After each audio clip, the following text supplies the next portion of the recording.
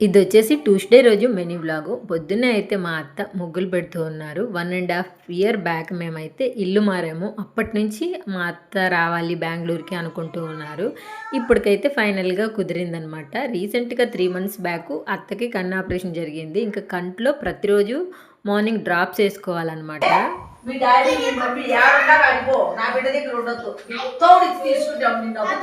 తీసుకుంటా బిడ్డ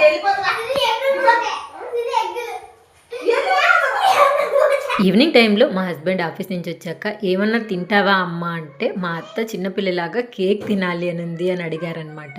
మా హస్బెండ్ 1 కిలో కేక్ తీసుకొచ్చేస్తాను అన్నారు. అత్త పేరు చెప్పి పిల్లలు తినేస్తారు, మళ్ళీ వాళ్ళతో ఎగడానికి ఇబ్బంది అయిపోతుంది, అత్తకి ఎంత కావాలో అంతే తీసుకురా అని చెప్పాను. సరే అయితే ఎప్పుడు మీరేనా నా బైక్లో వచ్చేది, ఈసారి నేను మా అమ్మ ఒక బైక్లో వెళ్తాము, నువ్వు నీ కొడుకు ఒక బైక్లో వచ్చేయండి అన్నారు మా హస్బెండ్. పోటీ పెట్టుకున్నారనమాట. ఫైనల్గా నేను నా కొడుకే గెలిచాము. మా హస్బెండ్ వాళ్ళని ఓవర్టేక్ చేసి మరి మేమే ముందు షాప్ దగ్గరికి వెళ్ళిపోయామన్నమాట.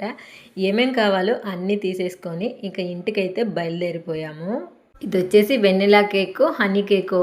మా అత్త పేరు చెప్పి మా బుడ్డోడే తినేస్తున్నాడు. వీడితో అస్సలు ఏగలేము. స్వీట్ తింటే చాలు దగ్గొచ్చేస్తుంది.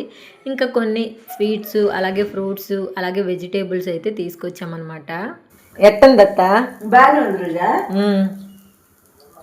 మా అత్తకి అయితే చాలు ప్రపంచం దాటినట్టు ఉంటుంది. నేను ఈరోజు జొన్న దోశ చేశాను, భలే నచ్చింది. జొన్న దోశ నా కొడుకు తింటాడా అనింది. నచ్చకపోతే నీ కొడుకు నా కొడుకు అస్సలు టచ్ కూడా చేయరత్తా అని చెప్పాను. మా అత్త ఏదైనా ఈ మధ్య బాగా చేసావు అన్నప్పుడు, ఆ రోజు చికెన్ కర్రీలో మెంతి పొడి వేసినప్పుడు నా కొడుకు వంటలు చేస్తాడా, నువ్వు చేసుకుంటావా, ఇలా చేసావు అన్నారు కదా, అదే గుర్తొస్తూ ఉందన్నమాట నాకు.